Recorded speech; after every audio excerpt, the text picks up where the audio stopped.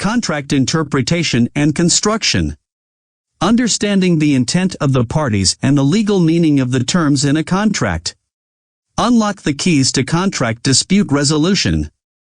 Understanding the legal principles, processes, and ethics. What are the key considerations to take into account when training in dispute resolution related to contract interpretation and construction? Welcome to this video on dispute resolution related to contract interpretation and construction.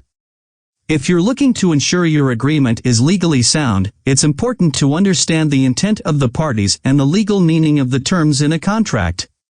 In this video, we'll be unlocking the keys to contract dispute resolution, discussing the legal principles, processes, and ethics involved in contract interpretation and construction.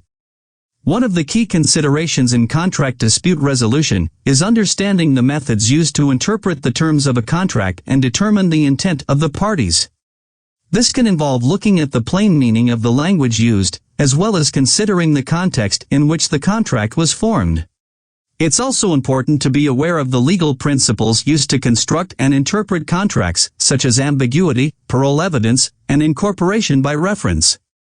These principles can help to ensure that the terms of the contract are unambiguous, reducing the likelihood of disputes arising. Understanding the legal terminology used in contracts is also critical. Some examples of commonly used terms include conditions precedent, material breach, and force majeure. Knowing what these terms mean and how they are used can help to ensure that the contract is legally sound and enforceable. It's important to be aware of common contract disputes, such as misunderstandings regarding contract terms and breaches of contract. By understanding these issues, you can take steps to ensure that your contract is structured in a way that minimizes the likelihood of disputes arising. One important tool for resolving contract disputes is the use of dispute resolution clauses. These can include arbitration clauses and choice of law provisions. Knowing when and how to use these clauses can help to ensure that any disputes are resolved fairly and efficiently. Another key consideration is understanding how to effectively negotiate and draft contracts. By using effective negotiation and drafting tactics, you can help to minimize the likelihood of disputes arising. If a contract dispute does arise, it's important to understand the litigation process and the remedies available through the courts. Knowing when to pursue litigation and how to navigate the process can be critical to achieving a successful resolution.